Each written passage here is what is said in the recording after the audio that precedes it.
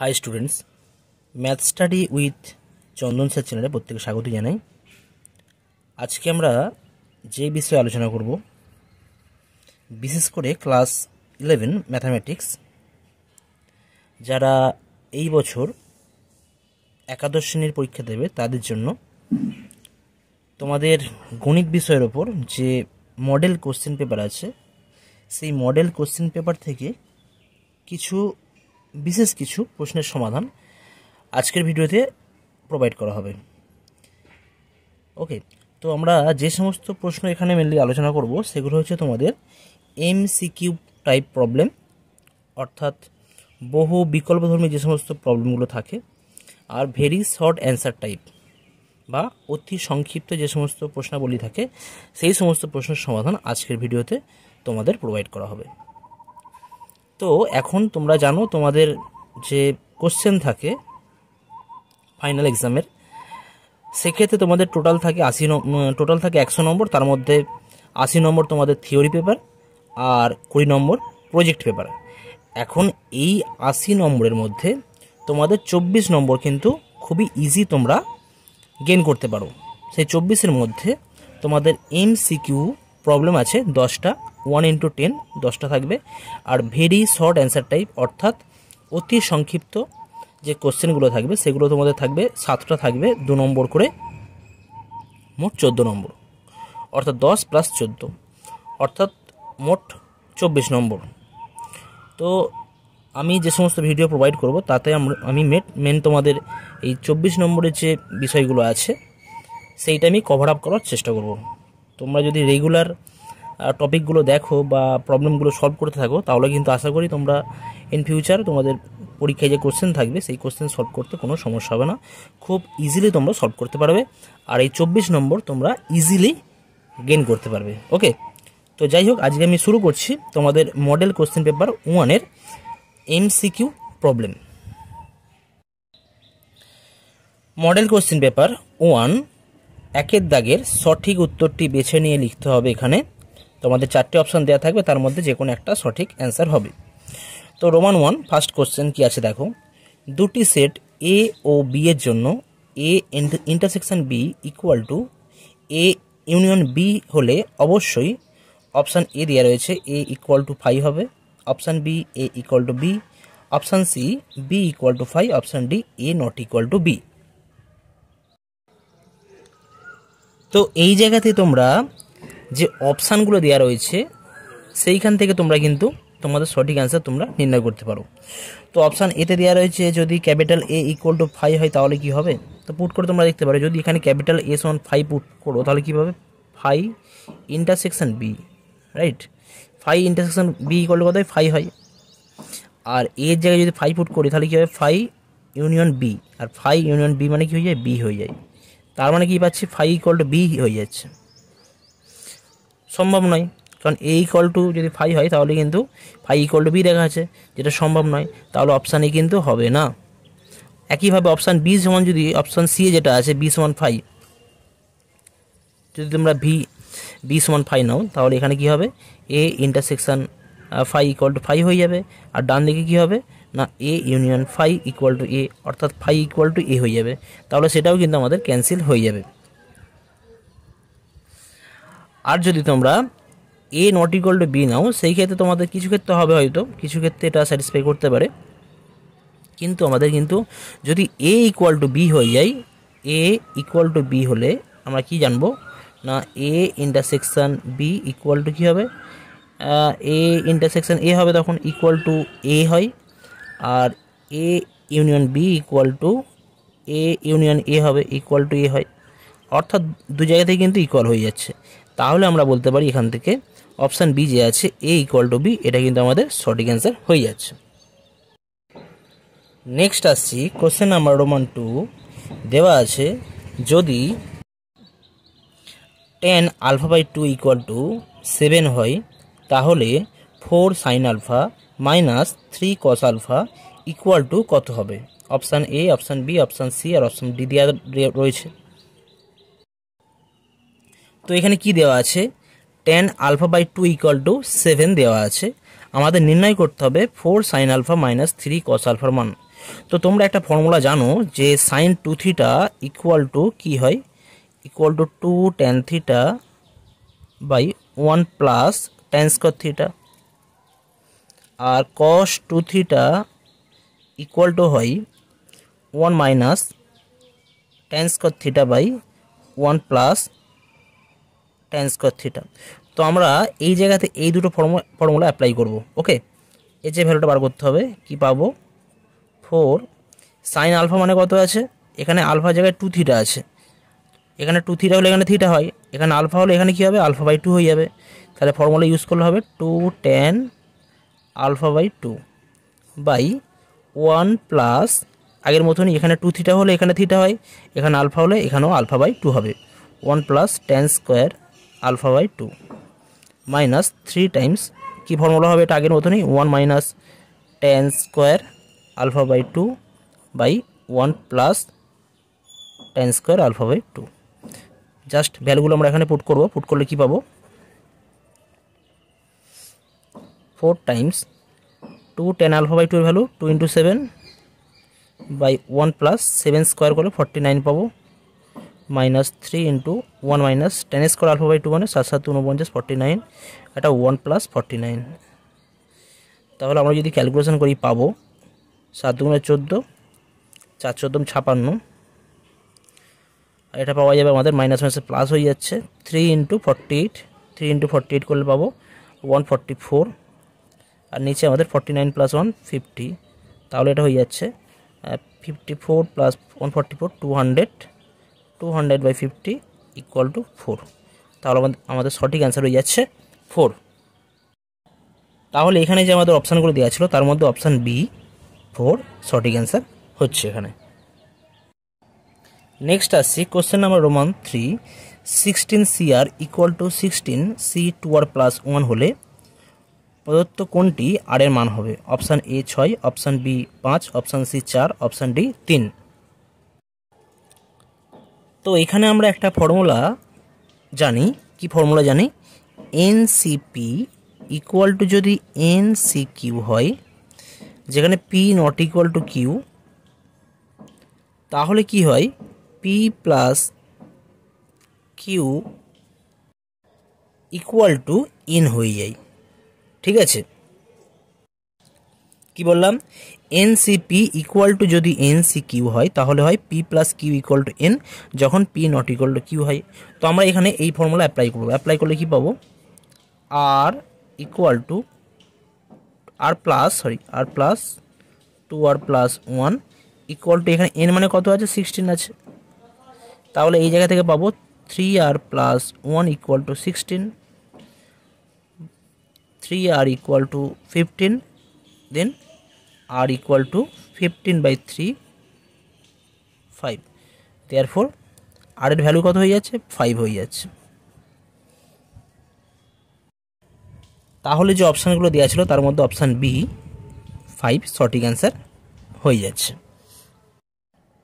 Next আসা যাক question number Roman 4, Z1 ও Z2 দুটি পরস্পর অনুবন্ধী জটিল রাশি হলে Z1 প্লাস Z2 কী হবে? বাস্তব, কাল্পনিক, ধনাত্মক পূর্ণসংখ্যা, ঋণাত্মক পূর্ণসংখ্যা। এটা ভেরি সিম্পল প্রবলেম। তো এখানে আমাদের কি দেওয়া ছিল, Z1 ও Z2 পরস্পর অনুবন্ধী জটিল রাশি, তাহলে Z1 প্লাস Z2 কী হবে? ঠিক আছে, তো সেই হিসেবে আমরা ধরে নিচ্ছি, ধরি Z1 সমান a প্লাস আয়োটা বি, যেখানে a ও b উভয়ই বাস্তব সংখ্যা, সেট অফ রিয়েল নাম্বার, এটা আর সেট অফ রিয়েল নাম্বার। ওকে, তাহলে Z1 এর অনুবন্ধী জটিল সংখ্যা কী হবে বা জটিল রাশি কী হবে? আমরা জানি যদি Z1 সমান a প্লাস আয়োটা বি হয় তাহলে Z2 হবে a মাইনাস আয়োটা বি, যেখানে Z1 ও Z2 পরস্পর অনুবন্ধী জটিল রাশি। কেমন?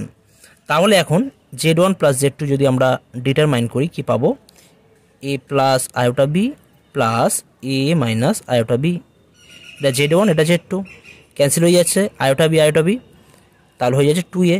আর 2a কী ধরনের সংখ্যা? a বাস্তব সংখ্যা, a যদি বাস্তব সংখ্যা হয় তার সাথে 2 তো একটা বাস্তব সংখ্যা, বাস্তব সংখ্যার সাথে বাস্তব সংখ্যা গুণ হচ্ছে, তাহলে এটা হবে আমাদের বাস্তব সংখ্যা। তাহলে অপশান এ এখানে সঠিক অ্যান্সার হয়ে যাচ্ছে। নেক্সট আসছি কোশ্চেন নাম্বার রোমান 5। রোমান 5 কি দেওয়া আছে, 9x² plus 25y² equal to 225 উপবৃত্তের উৎকেন্দ্রতা কত হবে। এটাও ভেরি সিম্পল প্রবলেম, তোমরা এখান থেকে এ আর বি বার করতে পারবে, সেখান থেকে তোমরা উৎকেন্দ্রতার ফর্মুলা ইউজ করলে কিন্তু অ্যান্সার পেয়ে যাবে।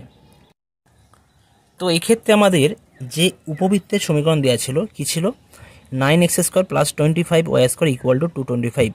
তো এই সমীকরণকে যদি আমরা সুন্দরভাবে সাজাতে পারি, সিম্পলিফাই করি, তাহলে কি পাবো, x²/25, 9 দিয়ে কাটাকুটি করলে 25 পাওয়া যাবে, প্লাস y²/9 পাবো, এটাও একইভাবে ইকুয়াল টু ডান দিকে পড়ে থাকবে জাস্ট 1।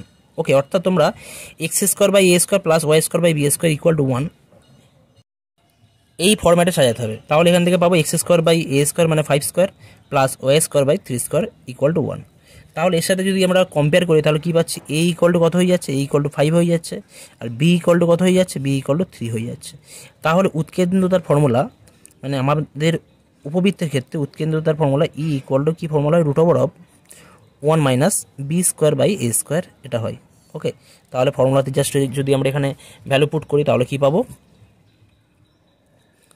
√1 মাইনাস b² মানে হয়ে যাচ্ছে আমাদের 9 আর a² মানে 25, তাহলে 25 মাইনাস 9 16/25 অর্থাৎ 4/5, এখানে কিন্তু আমাদের অ্যান্সার হয়ে যাচ্ছে। অর্থাৎ উপবৃত্তের উৎকেন্দ্রতার মান হয়ে যাচ্ছে কত, 4/5। তাহলে আমাদের অপশান ডি এখানে সঠিক অ্যান্সার হয়ে যাচ্ছে, অপশান ডি এখানে সঠিক অ্যান্সার হয়ে যাচ্ছে। নেক্সট আসা যাক কোশ্চেন নাম্বার রোমান 6। রোমান 6 কি দেওয়া আছে দেখো, x² plus y² plus 4x minus 7y plus 12 equal to 0 বৃত্তটি দ্বারা y অক্ষের ছিন্ন জ্যায়ের দৈর্ঘ্য কত হবে। Option A, B, C, D দেওয়া রয়েছে। তো এখানে প্রবলেমটা যেটা রয়েছে সেটা আমাদের একটু ভালো করে যদি বোঝা যায়, কী দেওয়া আছে, এত বৃত্ত দ্বারা y অক্ষের ছিন্ন জ্যায়ের দৈর্ঘ্য কত হবে সেটা নির্ণয় করতে হবে। তার মানে যদি বৃত্তটা, বিষয়টাকে বুঝে নাও কেমন, এরকম কোনো আমাদের x অক্ষ y অক্ষ আছে, আর যদি কোনো বৃত্ত যদি এরকম থাকে,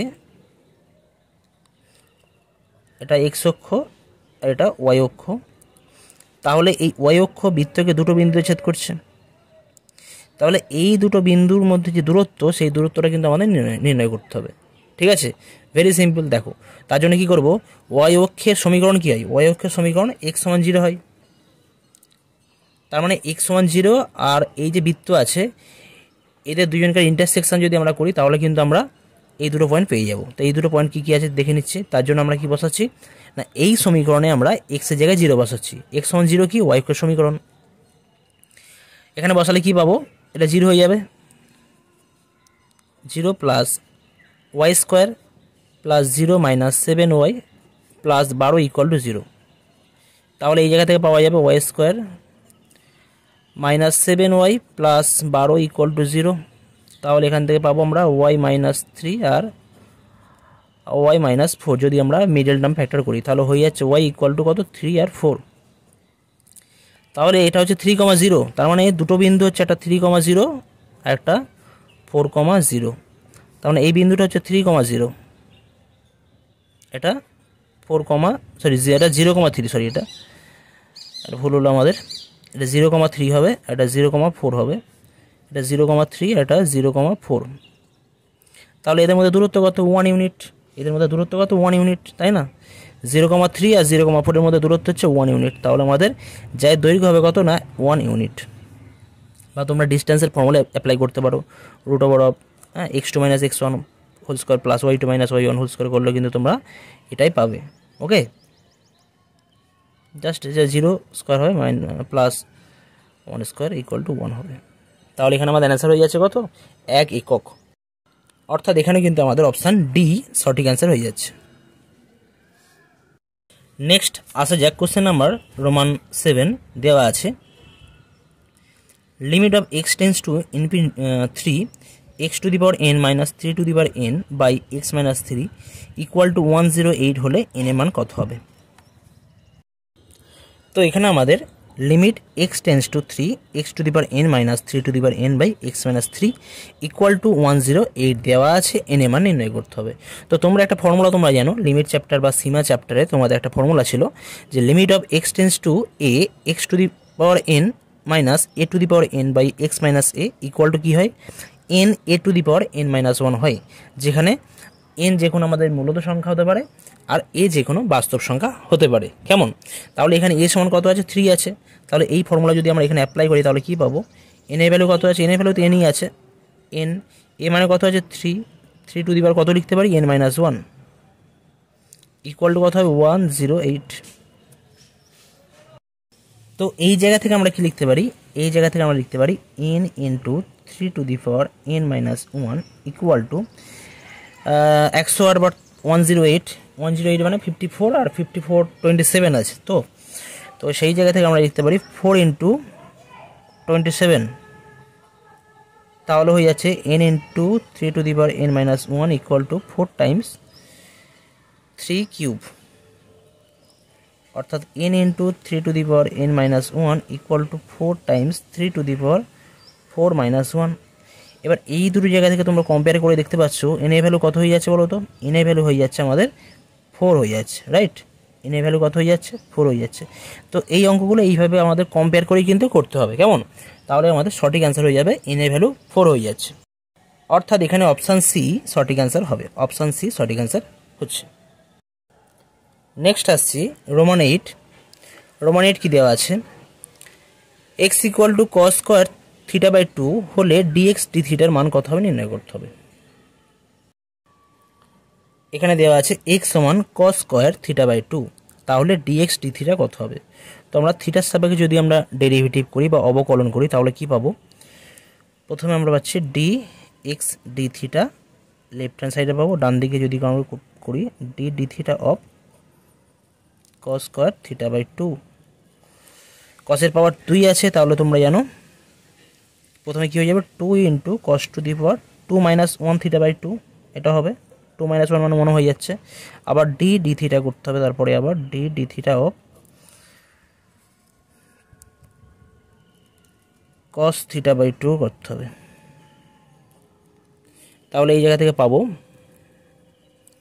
2 cos theta by 2, cos theta মানে cos থিটা ডেরিভেটিভ করলে আমরা পাই মাইনাস সাইন থিটা পাই, তো এখানে মাইনাস সাইন থিটা বাই 2 হবে।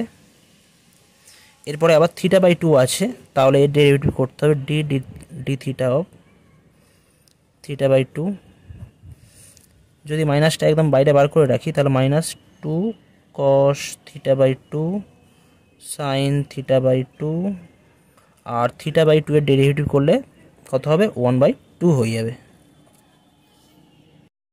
এখন এই জায়গা থেকে তোমরা একটা ফর্মুলা জানো, সাইন 2 থিটা ইকুয়াল টু কী হয়, সাইন 2 থিটা ইকুয়াল টু তোমরা ফর্মুলা জানো, বা sine theta equal to 2 sine theta by 2 cos theta by 2 হয়। তো এখানে যদি আমরা সেই ফর্মুলা অ্যাপ্লাই করি তাহলে এই 2 sine theta by 2 cos theta by 2 মানে কী হয়ে যাবে, সাইন থিটা হয়ে যাবে, তাহলে মাইনাস সাইন থিটা থাকছে, আর বাইরে একটা হাফ পড়ে থাকছে সেটা আমি আগে করে দিলাম, তাহলে minus half of sine theta. তাহলে আমাদের যে অপশানগুলো দেওয়া ছিল তার মধ্যে অপশান সি কিন্তু এখানে সঠিক অ্যান্সার হয়ে যাচ্ছে, মাইনাস 1/2 সাইন থিটা সঠিক অ্যান্সার। নেক্সট আসছি কোশ্চেন নাম্বার রোমান 9, কী দেওয়া আছে, এ বি সি তিনটি ঘটনা পরস্পর পৃথক ও সম্পূর্ণ, অর্থাৎ মিউচুয়ালি এক্সক্লুসিভ ও এক্সহাস্টিভ, এবং probability of A equal to 1/3, probability of B equal to 1/4 হলে প্রবাবিলিটি অফ সি কত হবে নির্ণয় করতে হবে, যেখানে আমাদের অপশানগুলো দেওয়া আছে। তো এখানে আমাদের দেওয়া আছে এ কমা বি কমা সি তিনটি ঘটনা পরস্পর পৃথক ও সম্পূর্ণ। তো আমরা জানি যে তিনটি ঘটনা যদি পরস্পর পৃথক এবং সম্পূর্ণ হয়, অর্থাৎ মিউচুয়ালি এক্সক্লুসিভ ও এক্সহাস্টিভ হয়, তাহলে সেক্ষেত্রে তাদের প্রবাবিলিটিগুলোর যোগফল probability A plus probability of B plus probability of C equal কী হয়ে যায় 1 হয়ে যায়। সেক্ষেত্রে আমাদের তিনটি ঘটনার প্রবাবিলিটির বা সম্ভাবনার সমষ্টিগত হয়ে যায় 1 হয়ে যায়। তো এখন এই জায়গাতে যদি আমরা প্রবাবিলিটি অফ এর ভ্যালুগুলো আমরা পুট করি, কত আছে 1/3 plus probability of B 1/4 plus probability of C equal to 1, তাহলে এই জায়গা থেকে আমরা পাবো probability of C equal to 1 minus 1/3 minus 1/4। এখান থেকে ক্যালকুলেশন করলে আমরা পাবো 4 3 12, 12 মাইনাস 4 মাইনাস 3, তাহলে 5/12 আমাদের সঠিক অ্যান্সার হয়ে যাচ্ছে। তাহলে এখানে অপশান বি সঠিক অ্যান্সার হয়ে যাচ্ছে। অপশান বি ছিল 5/12। কেমন? নেক্সট আসছি কোশ্চেন নাম্বার রোমান 10। কি দেওয়া আছে?